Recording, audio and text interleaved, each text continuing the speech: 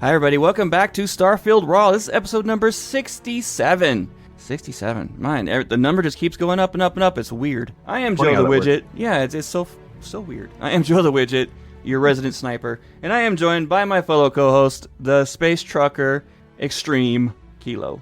Wow, I got extraordinary to extreme. I kind of like extreme. I like that. How's it going, guys? As you can hear, his mic's getting better. We're working on it. Working on it. Yeah, these mics are very, very finicky. Once you get to the right levels, it suddenly sounds perfect. But when you're not those right levels, it can be too muffled, too high pitched. It's craziness. Yeah. If I was in person, it'd be easy to fix. We can do it in like 10 minutes. Right. It's a hell of a commute, though. It's a hell of a commute, unfortunately. California to Michigan is no small venture.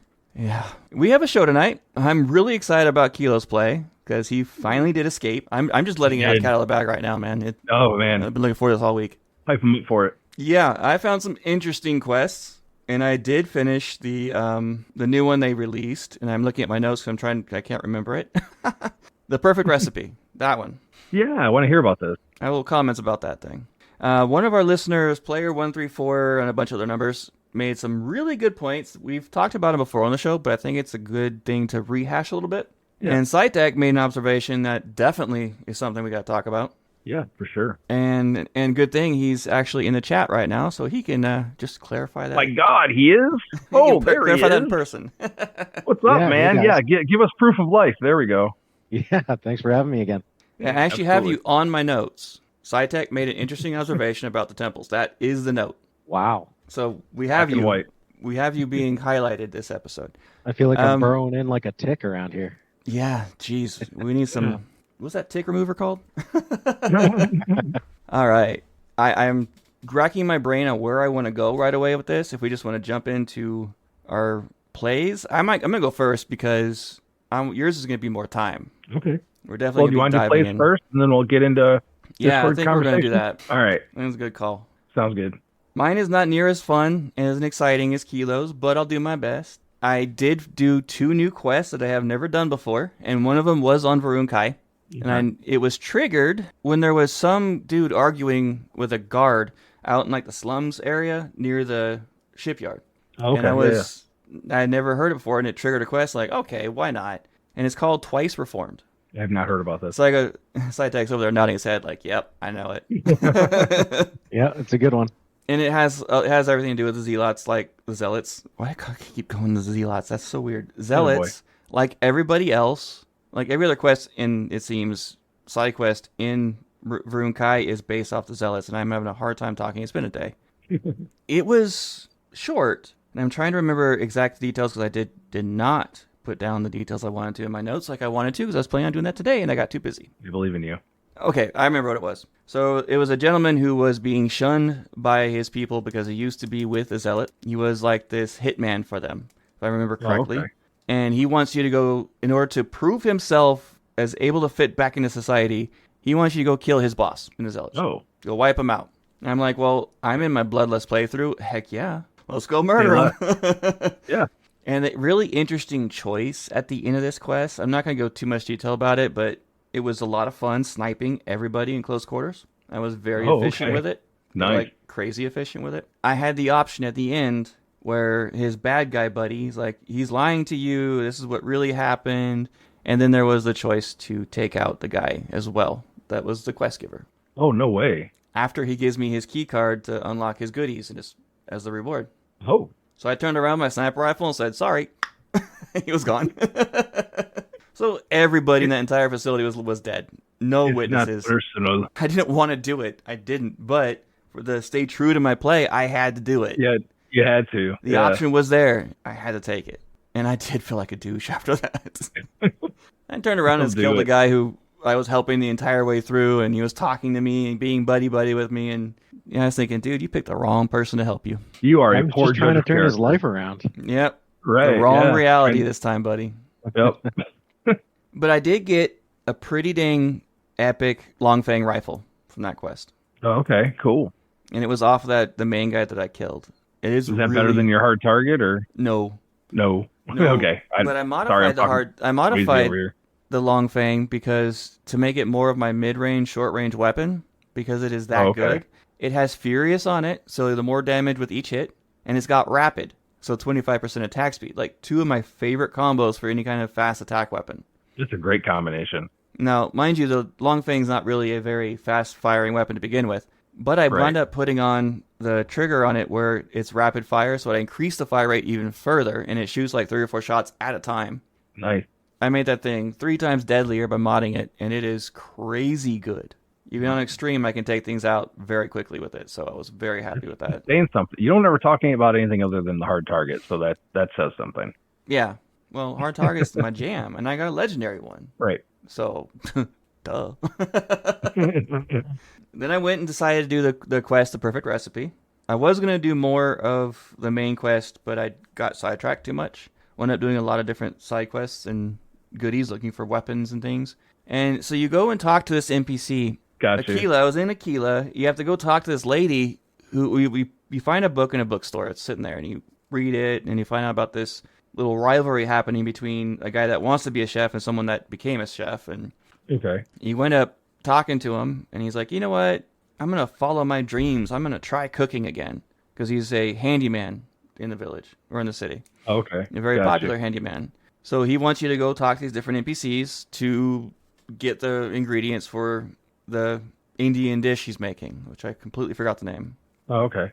And one of the first NPCs you go to, I swear, is a clone of Andrasia.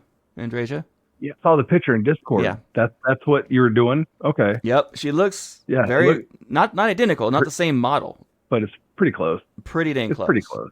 You could have put that picture up in there that says, hey, look at Andrasia in her new outfit. I'll be like, oh, okay, that's weird, but yeah, that tracks. That's Andrasia. Like, pretty close. It's close enough. She doesn't sound like her at all. That's for sure. She's a complete Andrea look like, but hotter in some ways. Yeah. Got you. I think it's her personality. Don't let her say it. She's a complete snob, but a snob in a fun way. Does that make sense? It doesn't. Okay. Well, I tried. And the funny thing about it is, like, I really wish I could romance this NPC. That'd be so awesome. And the funny part is that in order for her to help you, I guess she's waiting there for her blind date that never showed. Okay. Oh, so no. She asked you to fill in the role as her blind date. So I got to be her date that evening. It was fun. It was kind of fun. Oh, that's okay. And the funny thing about this whole thing is it feels like a 90s sitcom. The entire quest. That's funny because when you just said that, what it reminded me of is the 90s JRPG. Yeah. That sounds like something that you would play in something in the Genesis or PS1 era. That's a big gap, but you know what I'm talking about. Like that era of video gaming. That's the kind of thing. That's like, it almost feels like the, the Golden Saucer date in Final Fantasy. Right, Final Fantasy 7 with Tifa area, like it had that feel to it when you were telling me about it. I'm like, oh, really? Okay. And then even the last part of the quest, it really felt like a 90s sitcom, like Friends. Oh, really? It was crazy. And the only part that really ticked me off was the fact that you have to go get meat for your dish, right? Vindaloo? Okay. It was Vindaloo. That's the dish. Vindaloo, okay.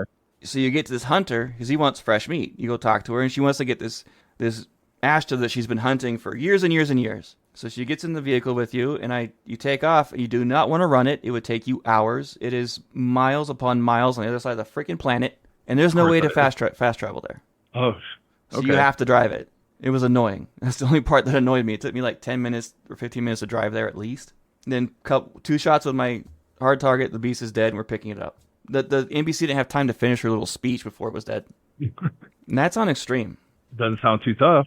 No, it really wasn't. I'm sitting there wondering, what would Ashta taste like?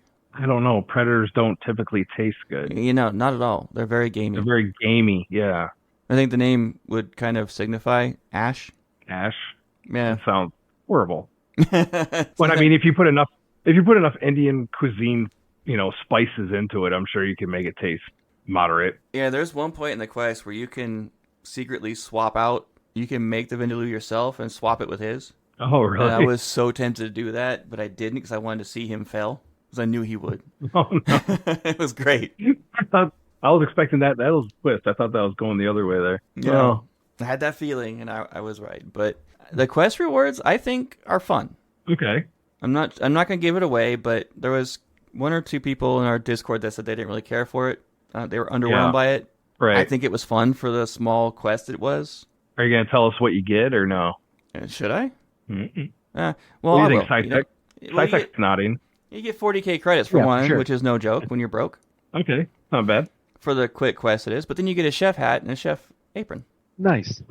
That's pretty cool. So you get bonuses to cooking. So you go back to the ship, you slap that on Andrasia. We get a bunch of angry emails for me saying that. Right. And nothing else. Cool though. I mean, that's fun. I think it's the apron gives you a chance to not use up ingredients when you're cooking. So it's there's other different things in cooking. Okay. Yeah, just cooking. It's all for cooking. It's the chef stuff. Okay, but you could be running around out there in the middle of some weird planet and nothing but an apron with your hard target. And a chef's hat. Yeah, that'd be amazing. And a chef's hat. I am your doom. You do not want to see me. Yeah, literally. What the hell?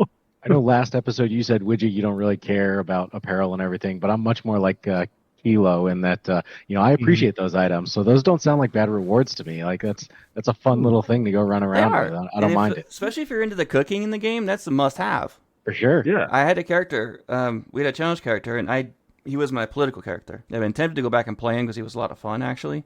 Heavy weapons, all political stuff. Yeah. I had him cooking. I wanted to see the benefits of it. And the tea that you get that you can make for the XP bonus is fantastic. I was making that nonstop. I was having a lot of fun with it, going out to find recipes and stuff. Oh, that's pretty cool. I might do that on my main after this playthrough. I might become Chef Wigit. Chef Wigit. Yep. And I'm going to have to definitely do that quest so I can get the apron and the hat.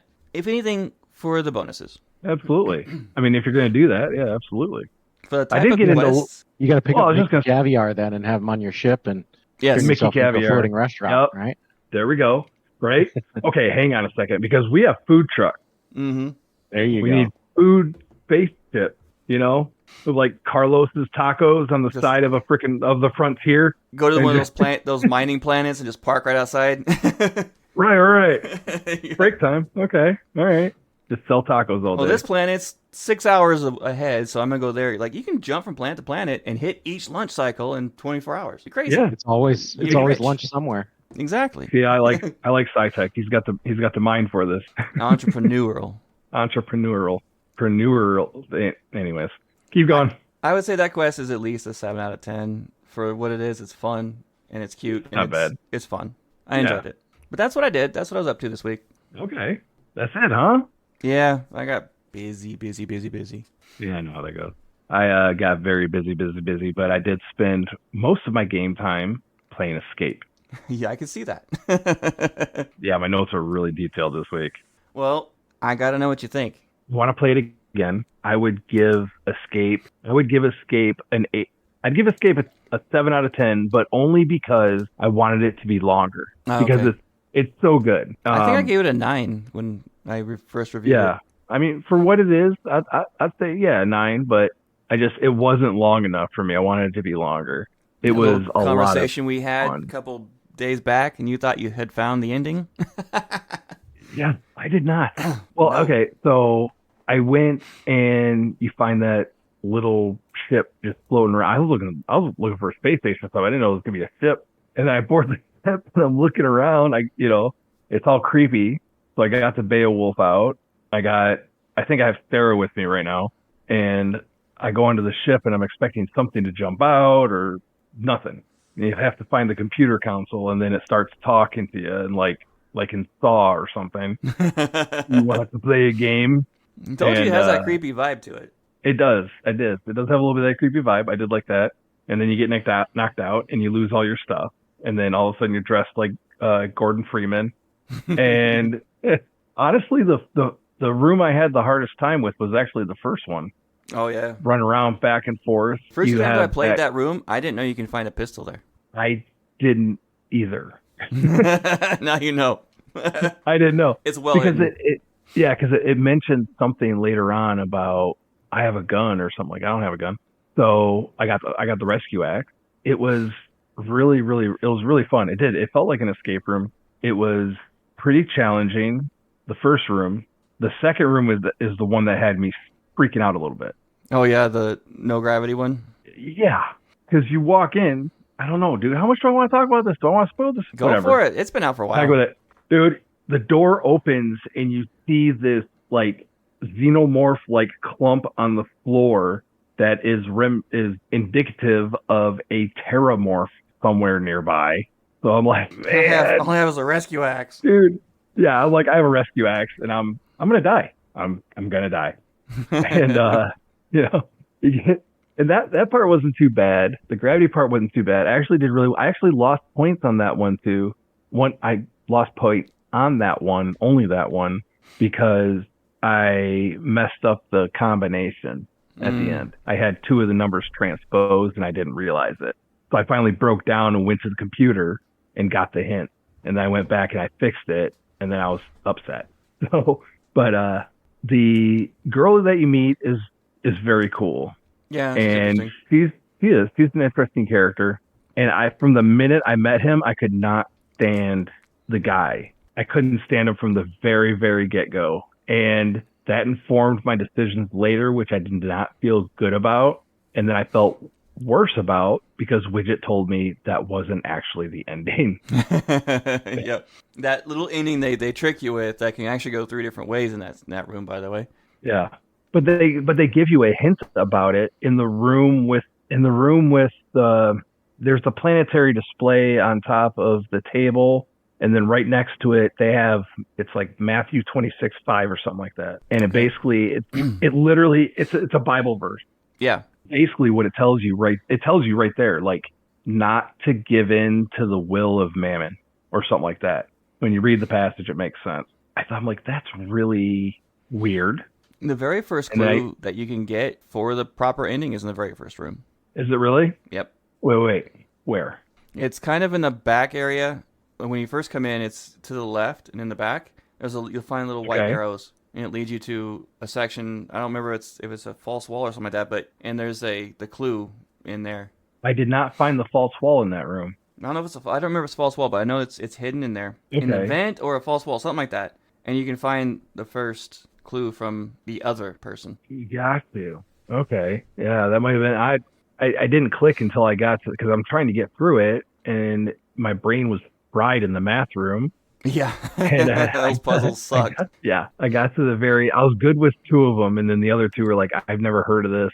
And I sat down, and I got a notepad out, and I'm trying to do long division, and I realized that I forgot how to do long division with 2 digits on the outside of the equation. And I'm Sadly, sitting there, dude, I'm sitting there, I'm like, man, I'm 43 years old. I haven't done this I have a phone. Like, I haven't done this kind of math in forever. I'm 45. It's the same thing. Like, what? My brain, I pride myself on being good at math, and I was just so angry at myself for not being able to get it. I ended up looking it up. So I was so upset. But tell me this. Yeah. No, I don't. Yes, I keep wanting to say F it, so I'm trying not to swear. I appreciate that. Tell me, it's hard. Tell me, does the real ending have anything to do with negating the puzzles and escaping otherwise through other means? Yeah, it does. Dang it, that guy was right. Yep. I was going to ask you if you found the hidden room in there. I think I found, because I ended up jumping. He actually leads you to the hidden room. Okay, well, because when the conversation when the 3 of us walk into that room was like, okay, we need to figure out this puzzle, which is what Anna or whatever her name wanted to do. And then he was like, well, we shouldn't be doing this. Why don't we go upstairs and look around? Mm-hmm. But I decided to do the puzzles in that room. And after I got stumped, that's when I'm like, he said something about going upstairs. And you can jump right on that. There's one of the consoles you can jump. You're right up there, no problem. And I found the wall that opened, the one with the fuse box behind it. Okay, and then it was asking for a fuse, but I couldn't find a fuse. Was I supposed to craft one? Yes. There's a crafting table in there. Yep. I remember the option to craft it. Yep. There's 2 things you can craft, and the fuse is one of them. Because you get one item that can either be crafted either this way or that way, and one of those that way is the fuse. Right. I didn't want I skipped doing that because I have a cheat mod on that negates the need for material components. Oh. I can basically just build whatever I want whenever I want. I don't do I just did it for my character's outfits and stuff. Like, I don't go through and craft a bunch of ammo or a bunch of med packs or anything like that. So I saw that and I'm like, I got to do this right. I couldn't give in to temptation. I wanted to do it straight. So I did not do that, thinking that there had to be another way to do it, which through the puzzle. Yeah. But and you only have to complete 2 of them, actually, in order to get the item that you need. You don't have to do all 4. You can negate 2 of them, and that's the 2 hard ones. No kidding. Yep. There's so many different ways of doing so many different things in that quest. It's ridiculous. There's another one, too, because... Okay, I'm going to have to go back and play it now. I don't want to keep talking about it. Because I had to go back. Like, now my gears are turning. Yeah, so good times. But it was really, really good. But the end screwed me up because it gives you the option of, someone's going to have to die. You can save someone else, blah, blah, blah. And I thought I was doing the smart thing and being like, okay, we're going to figure this out. I'm not going to kill anybody. And then the decision was made for me. And I kind of felt bad about it. Well, there's actually 4 ways I can go. You can kill one or the other and get different endings based on that. You can kill them both, right? Get a different ending. Yeah. Or you could be the one to stay behind and let them go. And in order to properly do the real ending, you got to be the one to stay behind. Because then you go back and you finish escape because it's not even close to being done. Because then you have no other option. Mm-hmm. Oh my god. Okay. Oh, all right. I got it. I might have to go back. There's so much more to that story too. It's ridiculous. I might have to go back save. There's so much in that one, and yeah. I think you're going to end up revising your rating once you go back. Yes. Kilo, because if your main complaint was length, you got a bunch more to go if you stay behind. Apparently. I was trying to think. I was trying to think of what the good ending would be. It's like, all right, we'll all get out together. Yay! And then Anna was like, pop, pop, pop. I'm like, no. Yeah. That's what happened to me exactly that way, too, the first time. I did the first playthrough just like you. But then I was like, wait, I don't like this ending. I'm going to go back. And I did that, and I was doing it the second time around. I was like, oh, I am missing things. I kept finding new little things everywhere. And then I came across the white arrows and started getting the little hints from another person. I was like, okay, this has to be something. And I went back in, did the other ending where they all died. Like, nope, I'm not done. Went back. Right.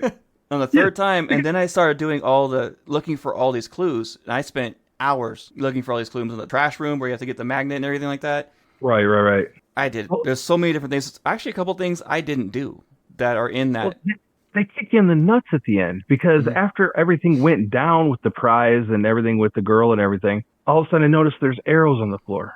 Mm-hmm. And they go around the banister and they go down the stairs to the end of that little corridor right there, and there's another false wall that basically says, oh yeah, everything that you just did, you didn't actually have to do. I'm paraphrasing. Did you see that title? Though it says number 5. It's number 5 out of 5. I thought that was 1 out of 5. Was that 5 out of 5? The last one you get to? Mm-hmm. Yep. 1 out of 5 is in the very first room, but I'm not going to say where the other 3 are. Yeah, I read that last one, and I'm like, I knew it. And that's when I started rolling everything back in my head, and I thought, I saw the Bible verse, and it's okay. You know what?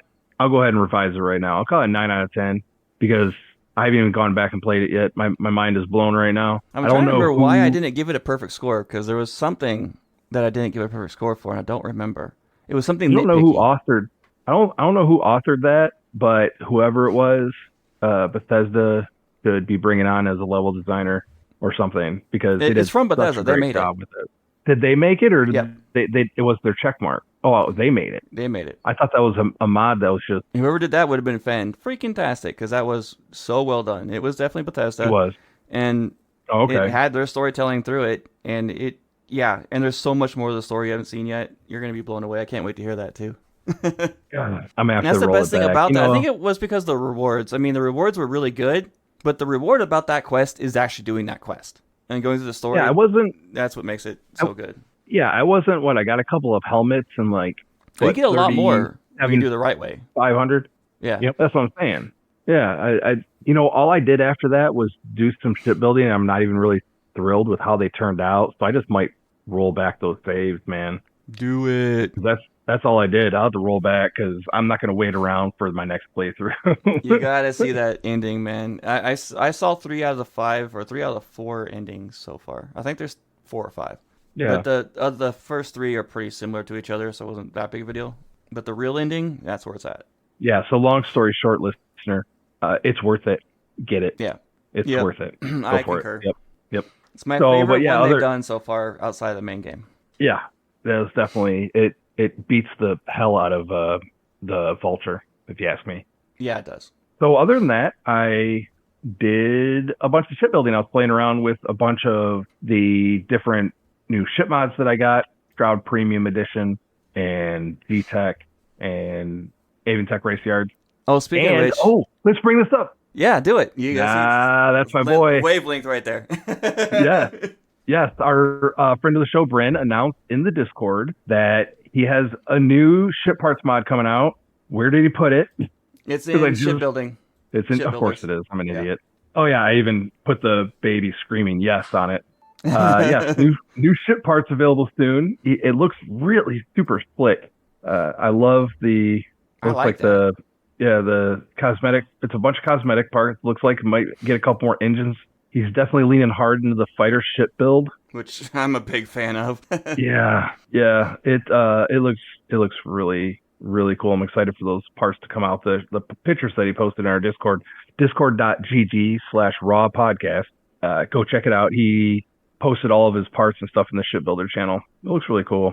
I'm loving that blue, that first picture he's got there. It looks slick. But part of what my mind was going somewhere before the raccoon saw something shiny. Right. Yeah. And I'm trying to build these big ships, and I've done it a couple of times. They are way back deep in the Discord of I wanted to build these large, massive ships.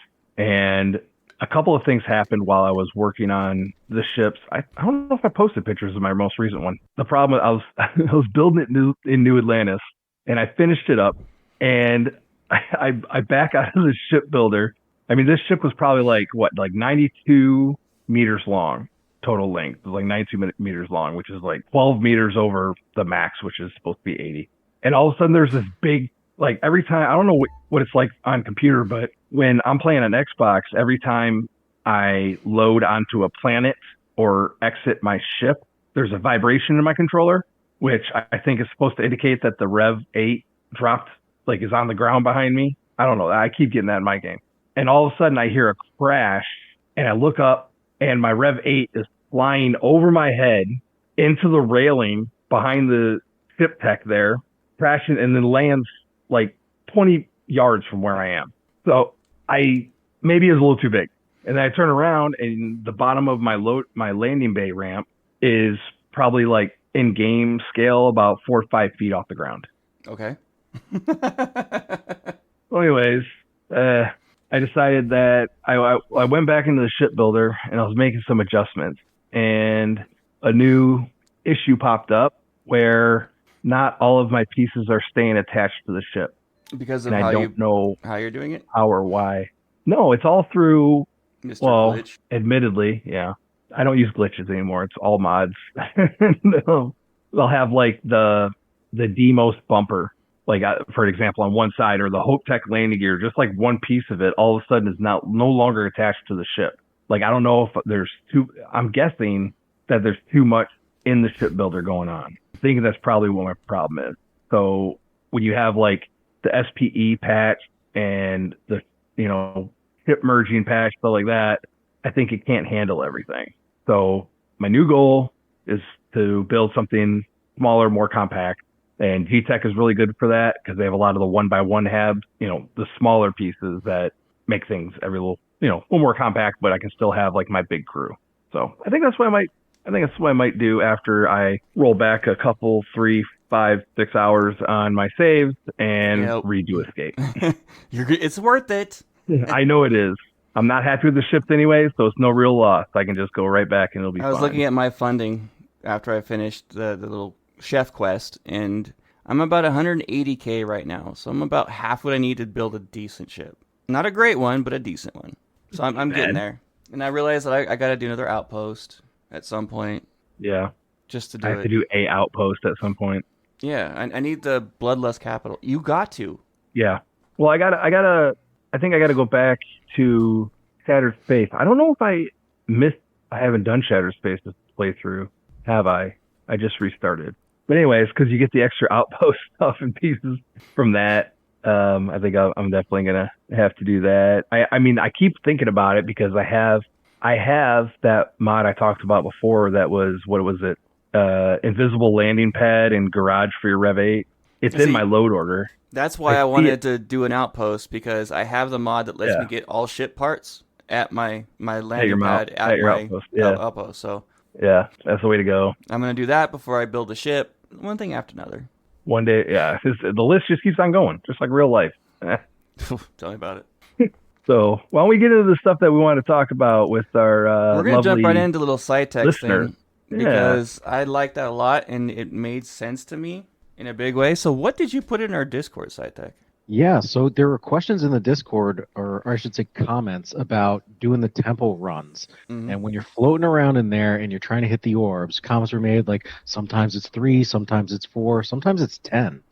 So I jumped in and said there's actually a method to the madness there. So the orbs, basically, when they first appear, they're spinning at like their maximum speed. And if you watch them, they'll slow down until they disappear. Right. So the way to get through the temple is to basically hit those orbs in increasing velocity. So you're like basically charging up the rings. So the very first one you hit could be slow, like just about to disappear. But the next one's got to be faster, and then finally the fastest. You mentioned skipping possibly like third or fourth one? Crazy. Yeah, exactly. So by the time you get to the third or fourth, it might spawn like across the room. So don't try to jump over there and get it, because it's going to slow down too much by the time you do.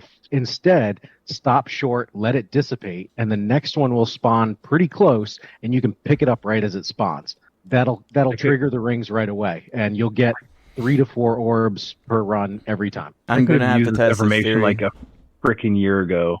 Right. When I saw that in Discord, I was like, oh my lord, that makes perfect sense. Yeah, I read it before the show and I was cussing. I'm like, are you serious right now?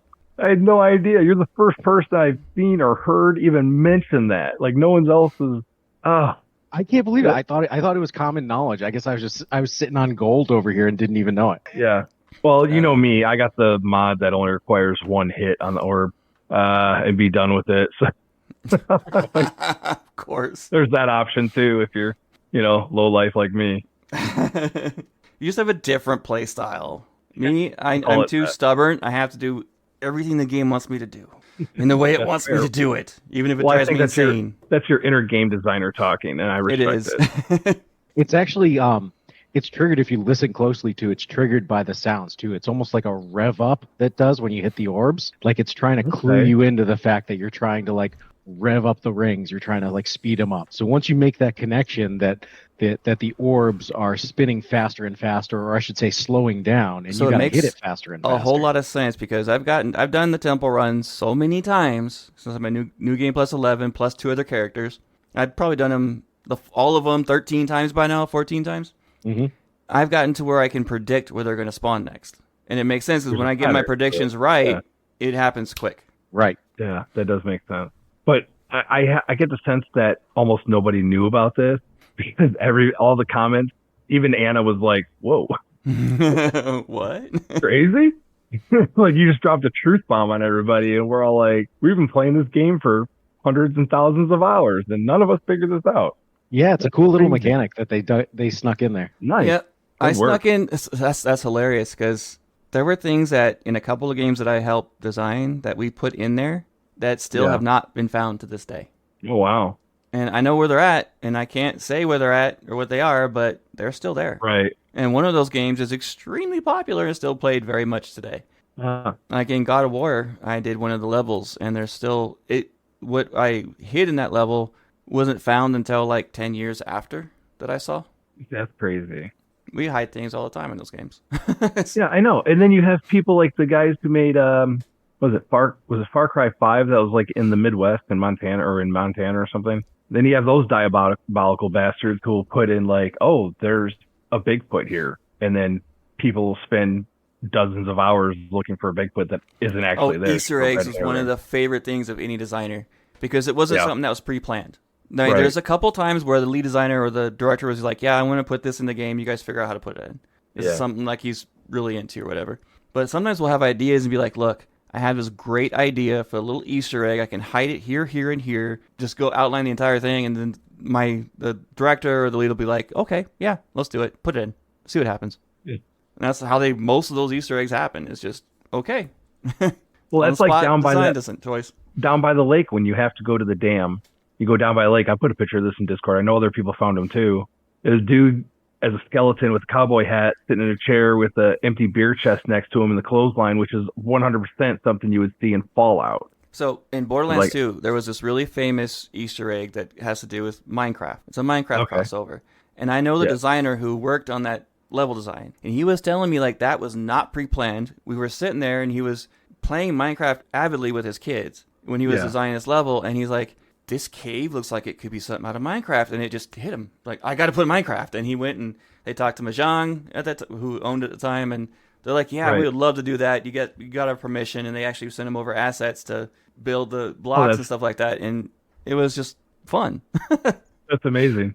That's how you get stuff like Nirnroot is in Fallout, so Fallout exists in the same universe as Skyrim. Oh yeah, but that was a big thing. That was actually a lot of those are pre-planned when they're crossovers from the same games. The director actually pre-plans those oftentimes. So we'll be doing early development meetings. He'd be like, "Yeah, we got to do something with. Let's just first say example. Like let's say I was on Skyrim, and they're like, "Yeah, we want to do something with Fallout. We have a new game we're gonna be working on. We want to put something Fallout in Skyrim. What can we do?" Yeah, that's cool. Or the director would be like, we're putting this in, and he won't tell us why. That happened a few times. Okay, nice. That's awesome. And Kilo, I just dropped that exact same photo in the Discord today. The skeleton on the beach at Maylene Dam. Yep. It's a good one. That is a good one. I don't know their name, but it's player 134215138/Xbox. Let's call him Player because he's the only one in there that's named Player. So, Player. And what Player say? Brought a couple things up. First off, outposts were possibly critical to the original concept of Starfield, but when the need to refuel ships was withdrawn during development, the requirement for most players to have at least a few outposts extracting helium-3 diminished. Well, yeah, that's guaranteed. Right. Yeah. I think, like I said before in previous episodes, that outposts had a much bigger role in the game when first designed than what they wound up because of different various reasons. Right. Absolutely. I mean, because otherwise it doesn't make sense as a mechanic. It doesn't make sense. In Skyrim, you had the Hearthfire, Hearthstone, whatever it is, expansion or DLC where you can build houses. Another thing he brought up was if your outpost has a landing pad with ship builder, why not allow the player to craft ship parts or mods to ship weapons or engines? You could purchase schematics and create items using available resources. Depending on the type of ship you are building, could give you the option to craft parts which are either more durable or more lightweight, and crafting these would require different composition / exotic resources or manufacturing components, which is a brilliant thing. It could have its own skill tree. Yeah. That would be excellent. Yeah, we have talked about that before, not to that extent. And even possibly the ability to trade that to make money by doing that in a reasonable way would have been a lot of fun too. I think you and I need to do an outpost episode when you finally build your first outpost. Yeah. Dive into the outposts a little bit more and how to do them. Like early episodes, I actually went in how to do certain things. I even have a video out on the basics of outposts, mostly the how to get your storages and everything aligned and working together, and detailed video. You can find it on my page, the Wigit on YouTube. Yeah. We can make it a little series even. I think Psytech was onto something. Because I'm the idiot on the show. You're the technical guy. So we can just, we can do an introductory. You're like, all right, Kilo, here's what you need to do. Here's X, Y, and Z. All right, I'll see you next week. And then next week we talk about whatever I came up with. Yeah. We can do something like that. I'd be willing to do something like that after I do Escape again. I got to do Escape again. And then I'm all for it. And he mentioned the fact that I want schematics. Yes, I want schematics for ship designs in the game.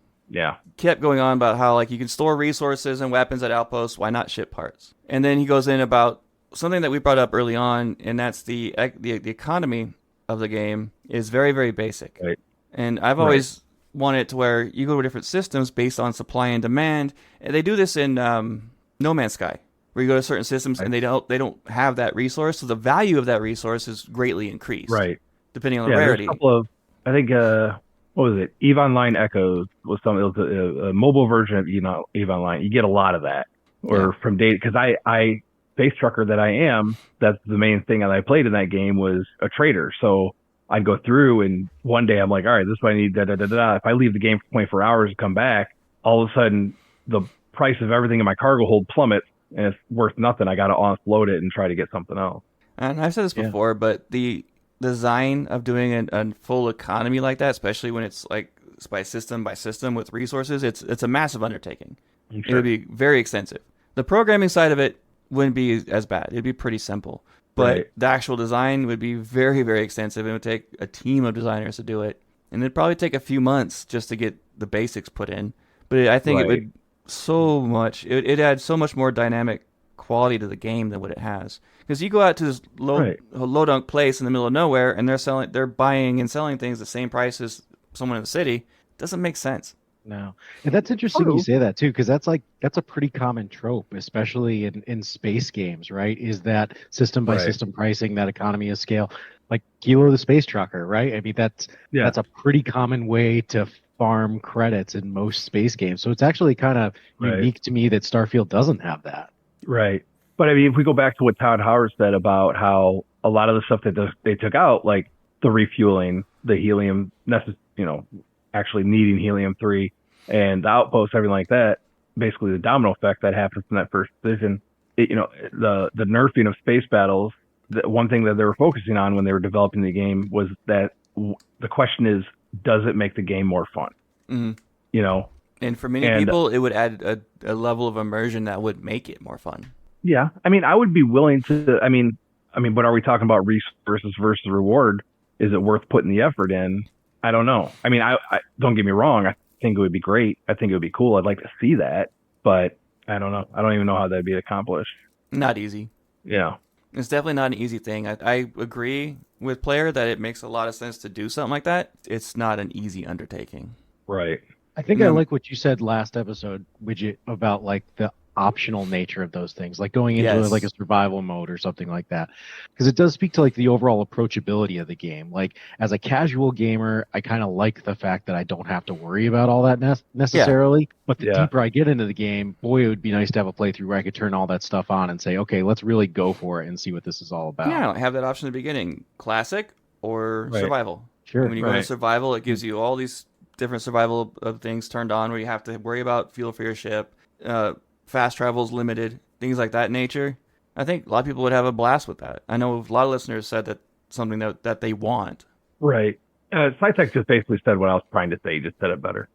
Don't fire me. I think you're safe, buddy. But I do have actually, it's funny that we brought that up because I do have something economic related in my mod. Okay. All right. Well, you know what? I guess we'll go ahead and transition right into that then. That was my segue. Did you like that? I did like that. We've been getting better at that. We're getting better. Yeah. So I'm going to talk about that last, though. First mod I have this week. Yeah. The first mod I have this week is a series of mods called Female Vasco Voice Series by T-Bone X27B. There's actually a few versions of this, and when I was flipping through them, it seems like what he started out doing was using the AI voice capture kind of software to alter Vasco's lines from quote unquote male to female. Yeah, I would say robots are supposed to be gender neutral with their voice, and I thought Vasco was pretty good at that. Yeah, I thought it sounded great. I know some people would be into this. I know when I made my robots in Fallout 4, I typically went with the female voice just because it was nicer to listen to. But agreed. The voices in that game were they're more human sounding than Vasco. Vasco is very much like when your phone talks to you about it, tells you a text. Yeah, what you expect the robot to sound like. So, yeah, basically. So that is out there. There are a few different versions if you so choose. This one I was excited to find. I guess this series has been out for a while. It is a series. There are a couple of different versions of it. It's called More NPCs Have Routines and Stores Have Schedules by Flippin' Eggs. And this is actually kind of a big thing. At first, the first one I found was just for Dazra, and then it said, oh, this is separate. This is a standalone from my other mod. So I looked up the other mod. And basically this gives schedules to 52 named characters, 6 unnamed characters, and 17 new robots that now work in the various stores when the actual human beings aren't there. It also adds 80 data slates to various countertops and NPCs' personal spaces, which basically vary from notification of business hours to little insights into the lives of the characters. And apparently one of these data slates is an Easter egg for The Expanse, if anybody's a fan of that show. I've been told to watch it many times. I have not watched it yet, but I want to. Fantastic show. Yeah, that's what I keep hearing. So they do space physics the best out of any show I've ever seen. They actually take the time to do space physics correctly. Yeah. There's that one and Farscape are the ones I keep being told to watch. Farscape is great. And I recently met one of the actors from Farscape. I had a big crush on her. At WonderCon, didn't you? Yeah. Yeah. Talked to her a few times. She's still hot. Yep. There's another great plug right there. Check out Raw and Nerdy. You can get all the WonderCon episodes there. So I like the idea of that.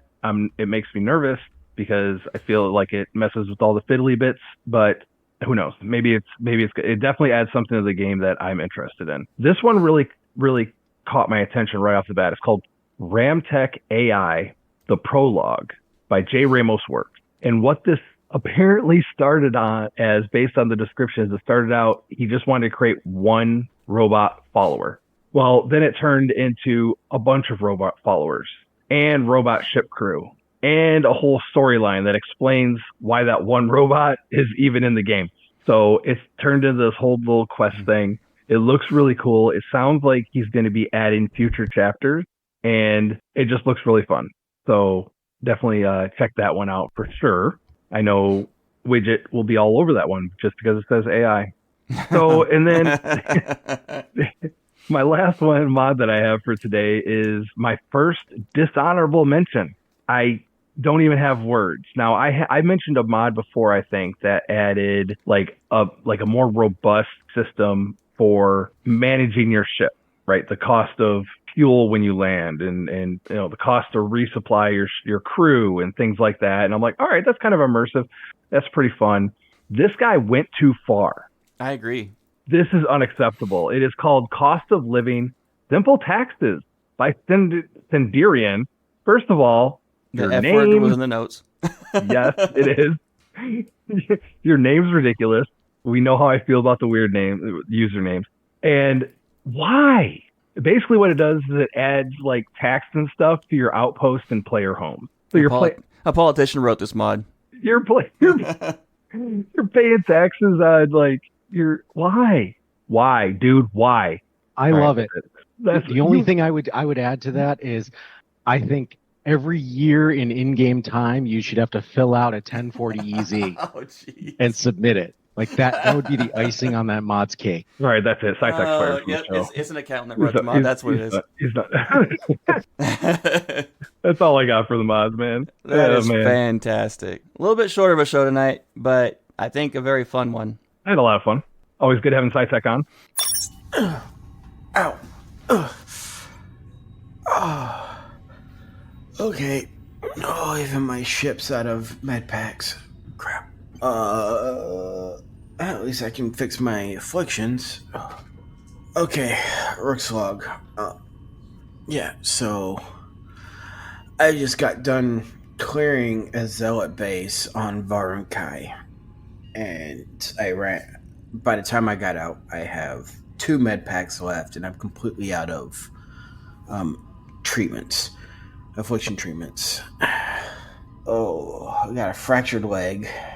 Whatever poison they use is giving me a nasty cough. And I got a few burns, which are bleeding. Yeah. Oh, and I got an infection. This is a wonderful day. Luckily, I'm not too far from a medical center. I'll just go there and have them treat me. Oh, this is going to be painful to walk all the way there. But I'll finish this log first. Oh. So, there I was. Helping out one of the houses with a Varun Zealot problem. A major problem. Such a major problem that it's a problem. Apparently, I'm not going to go into the details. I'm still debating upon if I want to tell the council this or not, but apparently there is one of the houses are working behind the scenes with the Varun Zealots. I did the one thing I didn't think I was going to do. I'm an explorer, not a fighter. But I've had Zealots cause me too many problems. So I decided to take on the zealots because, they deserve it. And they had hostages. And me being the goody two-shoes I can be, I ended up going to rescue them. And oh my god, the zealots have these people called reavers.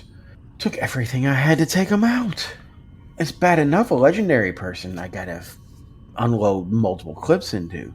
But in this situation, it was a pain. They hit hard. Part of the reason why I'm bleeding. But yeah. Oh man, it was rough. I had to fight 2 of them. Not at the same time, thankfully. And I was able to position myself to where I could run if I needed to. But, like I said before, I think I got out of there with like 2 med packs left. Thank God for Starborn powers. Doesn't help much against melee, but it does help everybody else shooting at me. So I cleared that place out, rescued the hostages, and we went to have a negotiation with the Zealot leaders. And I had the hack detonated, and I took out the Zealot leaders. So I got this really cool Varun quick shot that actually has 1-inch punch and does a scatter shot, and it's legendary. Yeah, those guys didn't stand a chance. At near point blank range with that gun, it's lethal. But I wouldn't use it while exploring because it spreads way too fast. And if I'm usually at a distance when I'm trying to kill things that are trying to kill me. But it was an entertaining time to say the least. And then, without getting fully healed, because, I'm an idiot, I went and stopped a couple of guys from doing a duel. I don't know if they're going to be able to be talked out of it long term, but in the short term, they're too drugged up to actually continue the fight, so they stopped until they recover. We'll see what happens on the road. Next on the docket, I need to help out with some deliveries, turn in these research notes. But first, I'm going to go see a doctor. It's been fun, but this has been a brutal place to be right now. I never thought the Varun were going to be so painful. Well, what am I saying? Every Varun I've ever come across, all the zealots are painful. I mean, they got knives that are called pain blades. But yeah, they're still distrustful of me, which for obvious reasons, I'm an outsider. I have a bounty hunter friend who worships a serpent god. I wonder if she would get along here. I don't know. I might have to call her out, see what she says. My other friend, Kalen, he's out exploring. He used to be a soldier. This is more his thing. I don't know why he's not doing it. But it's painful. But I'm here. So. Ow. Oh. This is painful. Why do I do this to myself? Alright. I'm gonna go see a doctor. I'll be back. Rook's log supplemental? Alright, so I got treated. She thought I was gonna die. But apparently just a couple of stitches fixed me right up. Even though I had an infection, I had a cough, I had burns. I was only bleeding in a couple of spots. Most of it was just burns that started bleeding when I was running in my suit, which getting my suit cleaned out took a while. It's been a couple of days, by the way. I should have, I don't know why I said supplemental if it's not the same day, but I let the doctor treat me up. It was rough. I never want to do that again. But no, I delivered one of the packages to this, I don't want to put this. A monk? Could he be, or a religious leader? I don't know. But instead of paying me, he tried talking me out of it using religion, and I was like, dude, you still got to pay. I'm not doing this for free. I'm not doing this out of the goodness of my heart on a planet I don't know. He was disappointed, but he paid. Hopefully the others don't try keeping me from getting my money. This has not been the experience I expected on the Varun homeworld. I don't know what I expected.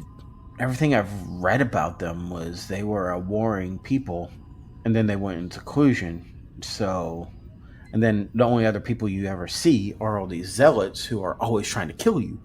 So I didn't understand what exactly I was going to expect here, but apparently it was not this. People, they're people. What else can I say? What else can I say? They are people. They are like you and me. They have homes, they have families. Now they operate more like I don't want to say feudal Japan, but feudal Japan. For those of you who are listening to the logs, feudal Japan was I'm an explorer. I also like history. So sue me. Feudal Japan, back before Earth was destroyed, there was a continent called Japan. A continent. There was a country called Japan on the Asian continent.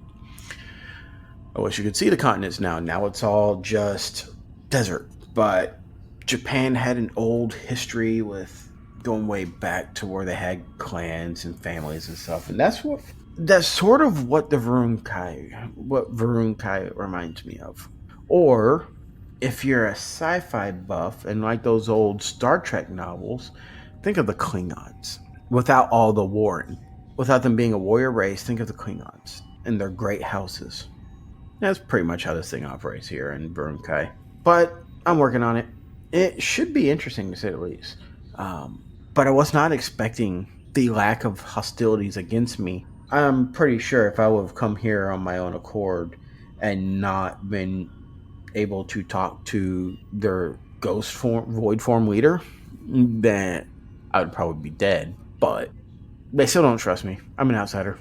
Whatever. But I was not expecting them to be so proper. I mean, an honor duel? Really?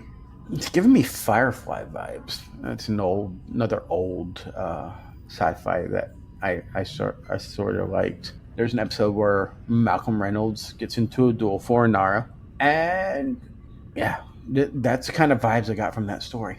Other than the fact that I wasn't the one doing the dueling. Anyhow, I got to get back to my exploration of this planet, and also back to my delivery routes and turning in my quest stuff, all that good jazz. So I should have another update for y'all in a few days. Anyhow, yeah, this is Rook signing out. If you guys want to reach out to the show for advertising or any business thing, any business related, we ask that you do it through starfieldraw@gmail.com, our email. We will also accept messages in Discord as well. And that is the place to be. If you don't know what Discord is, please look it up and then join our server. We'll be glad to help you learn how to do it. Discord.gg/Raw Podcasts. And that's plural. Our Facebook is Raw Podcasts. Our Instagram is Raw Podcast 1. And you can follow this show on Twitter. X. I got to change that. At Starfield Raw. You can follow us individually as well. I'm at the Wigit, TheWigit, everywhere. And if you can't find me right away, just search it. And you can find me at Kilo Tango 1122 everywhere. If you're interested in my books, by the way, I have been reading them, which I've gotten mixed reviews about, but I've been reading them on the Raw Nerdy feed, so you're welcome to check it out. And you can also find my fantasy novels that I've been writing on Amazon by searching The Wigit, or you can search Emperor of Continia, Continia. Thank you so much for listening, everybody, and have a fantastic week. We are just an advanced breed of monkeys on a minor planet of a very average star, but we can understand the universe. That makes us something very special. Stephen Hawking.